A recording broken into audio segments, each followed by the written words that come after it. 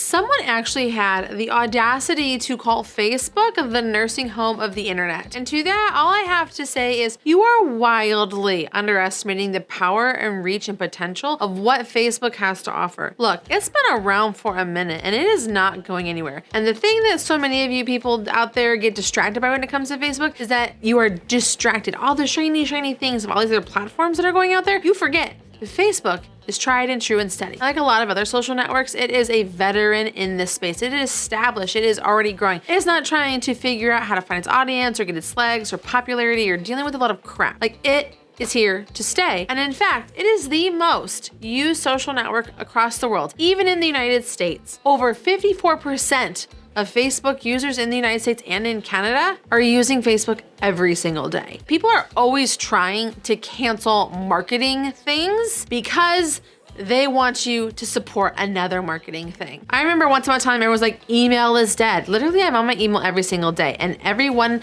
that sells anything online will tell you that you cannot make money if you do not have an email list. I remember everyone was like, QR codes are so dumb and they're never gonna take off. You literally find QR codes on everything because it's an easy way to share and get information to where you need to direct it to go. I literally get to scan QR codes at my grocery store, Kroger, and to clip coupons that I get to put on my app so I can get additional savings on what I'm buying. Whether it's Facebook, email, QR codes, in-person networking, all of these things have a place and a relevancy. It's just that it's fun to crap all over the old ones.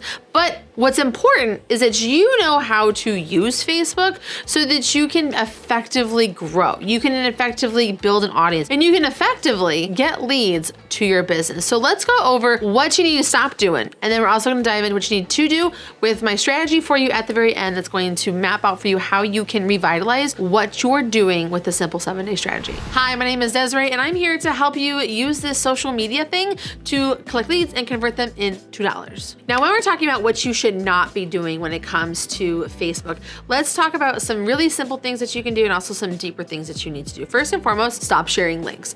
I know that you want to drive traffic to your blog or that you have something you want people to read or whatever it is. Do not share a link in the main part of your Facebook post. What you want to do if you're going to do something is write a blurb, share a picture, do something like engaging in the message part, post it, and then in your first comment, put the link to the thing you want it to go to. That way you can have a better chance of reach. Comments always perform better, and it is proven time and time again to be the most effective way to drive traffic to a link is to put it in the comments. Also, we need to stop blasting the sales. I know that you guys are all like, but Desiree, social media is about selling. No, social media is about being social and engaging, interacting, and giving value. Selling just happens to be this positive byproduct that comes from being on social media. I have a whole video that you can watch up in the cards right now where I'm breaking down for you like how and why you should stop selling on social media so that you can like dive into that tea. So definitely come back and watch that next. But you have to stop selling on social media. Otherwise, no one's going to see your content and everyone's going to tune out to it. Whether you're doing this on a business page, a group, or a profile, it's not going to be well received. Now, I don't know why I continue to have to say this, but it's also really important to continue to say this. You have to stop being impersonable. Like if you are not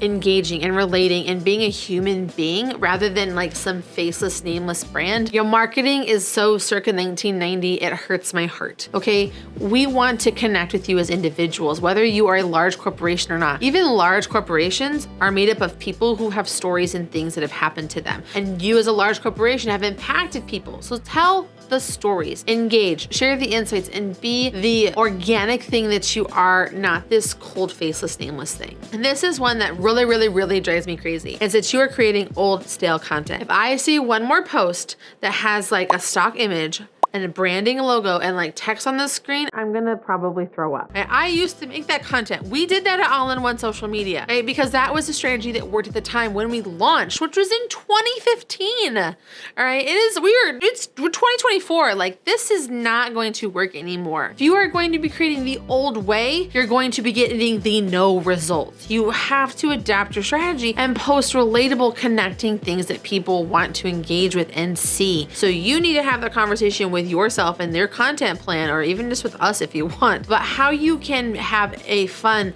relevant, visually appealing content that people actually want to watch and engage with.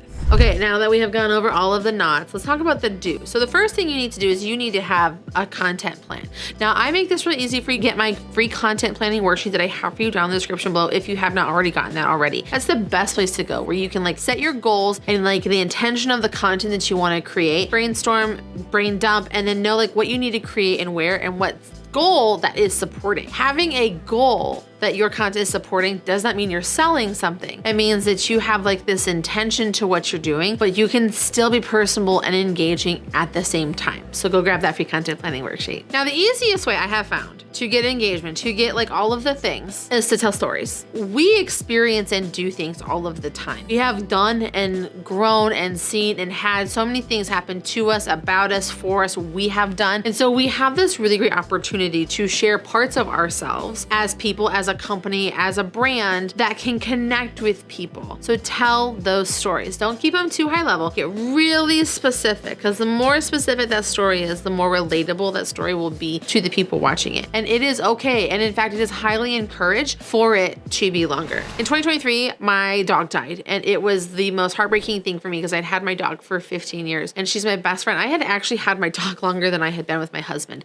Like, that is a long relationship, and she died. And I posted about it, and I told the story about how much she meant to me and what it was. And that has to this day been my most engaged content piece over the past year, because there's nothing people can relate to more than having a pet and the loss of a pet. So by telling the stories of the things that have happened in your brand or your business, good and bad, you're gonna be able to connect in a way you never thought possible. That's going to give you so much value and rapport with your customers. And through our stories, we need to make sure that we are being relatable.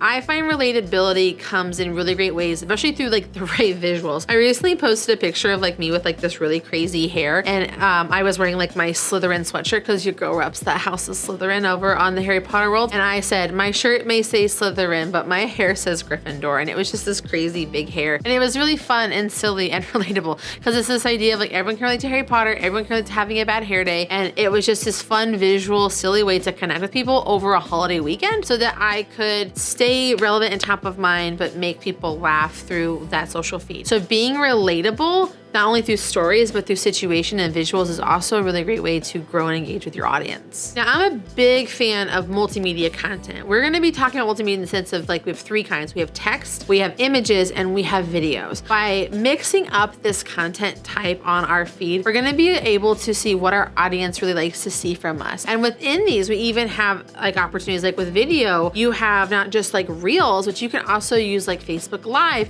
or you can do longer form video content there. From like an image perspective, you don't just post a picture. You can post carousel posts, which are going to be like multi-graphic things that happen. You can do albums of photos, and you can do before and afters. You can do grids and layouts. Like, there's a lot of different kinds of versions of that multimedia that you can do. And then from a text perspective, like, there are so many things built into Facebook that allow for you to have text good, whether it's just like posting something and like it has a pre-generated like colored background that it gives you, or if you're telling a long story, or maybe you're doing some sort of poll, or maybe you're tagging a location that you are. By using these different multimedias within your post, it allows for you to utilize the tools that are available on Facebook to magnify and amplify your reach, but also like add more variety to what people are seeing. When we're here on YouTube and we're watching videos, I will have like jump cuts where we zoom in and out of me, or we'll have B-roll where things are happening over the screen, or maybe there's text on the screen or whatever. I am changing the visual to hold your attention. That same thing has to happen in the scroll when it's associated with your brand. If someone just sees this is this brand and it's like this 3-sentence text and it has a picture, it gets mundane and repetitive, and that's what people will expect from you. Add variety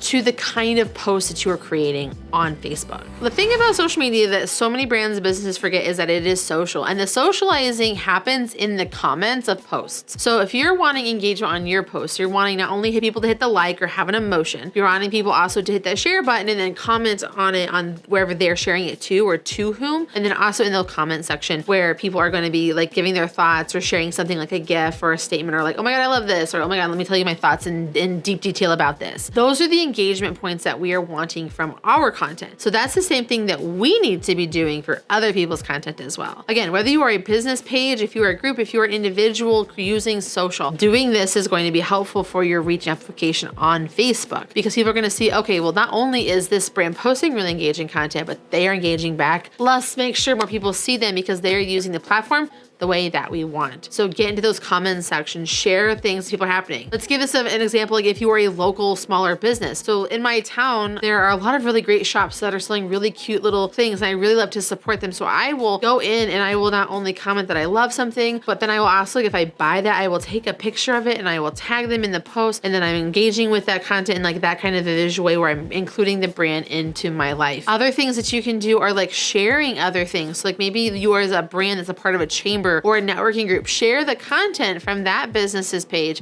onto yours and give your thoughts and make it relevant to you and the people that would be interested in your content as well. Or just go in and do the commenting. You can follow pages as a brand, and that is totally the best way for you to have like your own Facebook page newsfeed, comment and engage with what is happening there so that you can amplify what is going on in those posts. So make sure you're including, when you're planning out your content and your strategy, time to spend engaging on Facebook as your brand or your business, so that you can amplify the reach and the potential of your content having a better impact so it can help your brand as well. Now, if you are maybe not doing Facebook well, or you're there and just kind of lurking, or if you just like have been like, you know what, bye, I don't want to be there. And you're like, you know what, Des?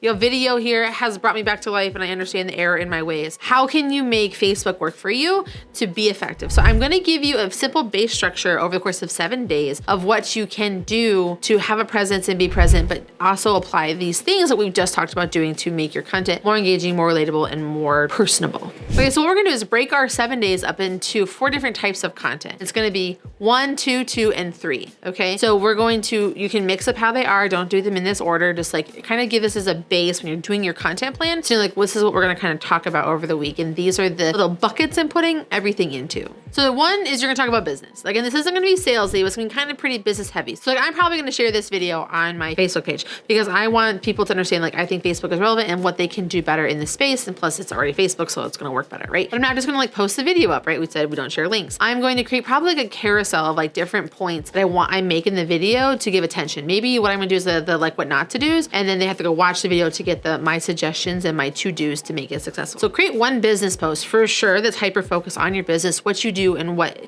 like is really good, that can lead, of course, to a place where people can ultimately sign up for your services, business, or give you leads. So in our first of our 2 content pieces, now we're going to have sort of education and or inspiration. So we want to educate our audience about things that are kind of going on in our world that are related to what's happening in the industry. So like right now, I'm educating people a lot because I'm heading into the end of 2023 and into the new 2024 year. I'm educating people a lot about what they need to do to get ready for the new year and what they should be doing. And I'm gonna be talking a lot about Facebook because you guys like Facebook and you told me to keep making more about this. So I'm talking about Facebook and that sort of strategy. So I'm educating my audience about what they can do heading into the new year to have success online. But also I'm going to inspire them as well. So maybe I have like a quote or something someone has said that I just find completely ridiculous. Like Facebook is the nursing home of the internet, which I think is total crap, right? So we're going to just really have those quotes inspiration to get conversations going and get people engaged in that kind of way. And then our next 2 posts that we're going to do are something personal. So what are 2 things that you can talk about your brand or use an individual that are personal that allow people to connect with you? You can make it about business, but I really highly encourage you to make it not. So maybe like, as again, we're heading into December, one of the things that we do at our house is we do 12 days of hot cocoa. So we try different hot cocoa recipes in our family, and I'm going to talk about like these, like I have all the things displayed. I'm going to take a picture of it, and like we're heading in 12 days of hot cocoa. Cannot wait to get hopped up on cocoa. That's something personal that I can post that people can relate to and be super interested in and invested in coming in. Because of course your girl posts every single day when we are posting what that 12 days looks like, right? So it's getting people hyped and engaged around something. It's something personal that we do that I can share with other people. And it's not a secret. It's not like it's personal. It's not like it's dirty or any kind of way. It's just a normal thing that people can relate to, which is drinking hot chocolate for Christmas. And then our top of the thing that we're gonna make the most of is we're gonna do 3 stories. I want you to tell stories about your brand or your business, about like what what you've done, how things work, a case study, something that someone has gone through and how you have fixed it, something that you have experienced and that you are thinking about and you are reflecting on that you can share with other people, right? So telling those stories allows, again, for you to have a closer bond and relationship. I am so invested in stories that I'm going to literally be bringing stories to this YouTube channel about other people's success and how they are using Facebook effectively for their brand, from Facebook groups to lead sources to multimedia, like all of the things, how to use pages and so much more. Stories are going to bring people in and connect and relate to them. So what are the stories you can tell that are going to allow for you to connect with your audience and, again, prove your expertise, prove your knowledge, and prove your longevity in what it is that you are doing. Now, I had mentioned earlier about how you should not be using Facebook and social media for selling. So much for this video I have for you right here, talking about what not to do and what to do so that you can effectively, quote unquote, sell on social, because there's a wrong way and a right way to do it.